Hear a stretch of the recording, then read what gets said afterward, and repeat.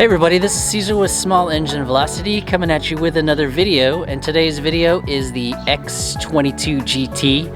Everyone's been waiting for these particular videos for a while, especially speed test, which should have come out before this, so hopefully you've seen that before already. Blah, blah, blah, blah. But today what we're going to do is we're going to go ahead and look at this bike, but take off all the plastic that we can without actually breaking anything, and then give you a closer look as to what's on the inside of this bike. Anyways, let's go ahead and take a look. So the first thing we're going to look at is the CVT transmission. I have already taken off the cover. What's interesting is when you take the cover, there's just two bolts that go through the face and then it comes out. Now keep in mind there's alignment pegs right here, kind of like when you do your cylinder head in a few places on this motor. So you can line those up and then slide it back on whenever you need to. This is your clutch plate, which is very hefty. And then your actual clutch is on the inside of here with the belt. If you look at the belt that it comes with is a Bando, which is the same brand that Honda uses default on their scooters. So that's encouraging. It is I don't know if you can read that, but that's the belt width on here.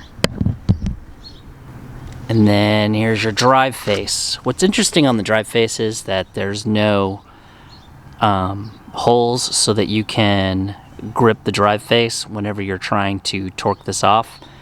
And then if you look on the other side, there is your variator. I've only ridden this thing about 28 miles and the belt is still breaking in. That's why you can kind of see this black stuff on here still. So it takes about 100 miles before the belt breaks in and matches with the drive face for any CVT transmission bike.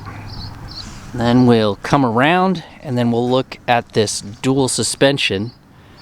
It is a dual suspension where you can adjust the gas in here, and then you also have your regular rings here so you can compress the suspension more.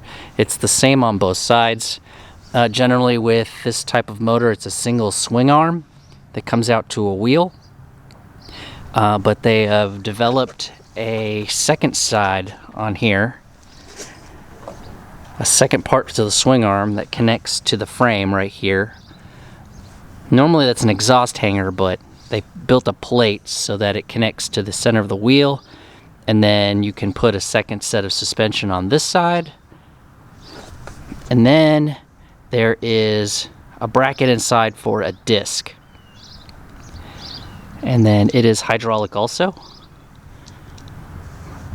If you look at it, it's pretty interesting the way they've designed this.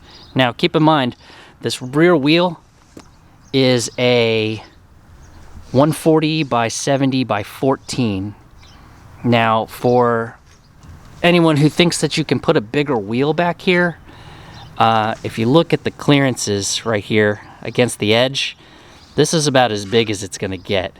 And then the clearance from the exhaust, and then the clearance, which I'm not sure if you can see it. Let's zoom in a little bit. The clearance between here and the block is very, very narrow. So as far as getting a larger back tire here, you probably won't be able to do that very easily. Now, if you look, the stock tire has an edge right here. So be careful when leaning. I know that when you look at the manual on this, it tells you to not try to lean it so hard because of this edge over here. Keep in mind, this is technically still a scooter. If you look, we'll come around to the exhaust. I mean, it's a chrome exhaust. I mean, it does what it's supposed to do. It comes right up here and then goes right next to the tire. Now this cover right here is misleading. It looks like it bends in and then comes out, but it really goes straight in. So my idea is, if you want to put an exhaust on, you can cut it here, build a bracket, and put a separate a different exhaust here. I have something in mind that I'd like to do for that. This is also a 250cc water-cooled GY6. So if you look, here's your hoses from the water pump out to the front.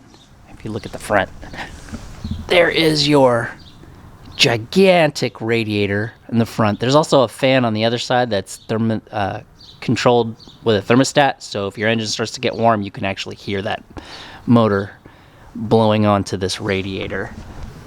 Right here is your EGR, which has a hose that comes out and dumps into the middle of the bike. That's part of your emissions control. Technically, you could block plate this off if you wanted to, or remove it, but I don't recommend that. And then we have the heart, or more like the lungs, of your X22GT. There's your carburetor, your intake tube, and then your air box up at the front. It's a corrugated intake tube, so it's not exactly getting the smoothest air whenever it comes inside, but it gets the job done through the air box. I wonder if you could just disconnect it here and put a filter right at the end. I wonder if someone will try that someday. Underneath your seat, here is the ground point that goes to the frame. That's just under your seat, by the way. Your throttle cable right here, which is very tight. A bunch of vacuum lines. If you look right here, this red connector, that's your CDI. And you follow your cord back for your plug, and your coil is right here underneath the motor, bolted. So it's actually held down pretty well to keep it steady. Off your carburetor, if you look right here, there's a piece that connects here to a wire. This is your auto choke for the motor. And then down here is a sensor, your temperature sensor. Now, if you ever wanted to do the valve timing or the valve lash on here, I don't think it would be too hard because it's all right up right here. So it's pretty accessible to get it connected. Now, here's a little bit harder of a thing to kind of display. Here's the air box. And then inside, this is inside the fairing in the front. You can see the frame. There's the battery terminals. And then there's a bunch of emissions control underneath here. I'm not sure if you can see it, but there's a canister down here.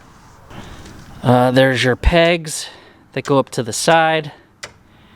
They're pretty nice. They do lock up, so you can lock it up if you're trying to get through a narrow space. Here is your oil fill and your oil screen. Very conveniently placed right here. And the plug for your oil is right there. You can see it right there. A nice little safety feature. If you look, here's your kickstand. There is a switch right here, and that switch prevents you from starting the motor with the kickstand down. I am a chronic forget to put my kickstand up guy, so for me this is nice. Other people I've talked to and seen online, they've bypassed this so they don't have to deal with so they can warm it up with the kickstand down. For me, I like this feature. Looking through the body again, you can see the radiator. And then this piece right here, that's your cooling fan. And there's some radiator line coming up here. That radiator line runs all the way to the back of the motor. And another nifty feature is dual disc in the front. You can see disc here. There's the one on the other side. There's your calipers. And I believe there are 2 piston calipers on each side. Because if you take a look in the back, you can see 2 round cutouts on the 2 sides for the brakes. It's a pretty big brake pad. So when it comes to the X22 GT, stopping power is not going to be a problem. I do like the integrated body turn signals. They're very bright on both sides. And we went over this last time, but here's your gauge cluster. This is your RPM, it's the main feature, which is analog, and then all your speed, mileage, your odometer is all down here, including a little clock. Now when you signal, these right here light up, and these are your buttons for programming on here. Typical with China bikes, you'll have a pass button, so this flashes your headlights. Signal, signal, cancel, and then your horn down here. So it's horn, signal, high beam, low beam. Some places have the horn in the middle. Your cancel buttons, your starter, and then both sides of your handlebars have your reservoirs for your disc brakes, since it's disc all the way around. If you look in the tail section, there is a double fuse box back here, right here. The rest of your wiring harness and stuff for your tail lights, which if you've watched my modification video, I put these signals in this this arm back here. Now there is also a fender on here. I was thinking about taking this off, but it actually prevents water from flinging directly onto the motor. And there you go. This is the deep dive into the Venom X22GT automatic 250cc street bike. If you're wondering also, 5 panels, 2 seat pieces, and the CVT cover. So it wasn't that difficult to get all the plastics off back here. It's a little bit involved, and it has to go back in a specific order, but it wasn't that bad. Well, there you go. That's the X22 in a lot more detail than I've seen online so far. Hopefully you guys will glean some information and see if this is something that you would like to ride. So far my riding experience is, it's got pretty good pickup.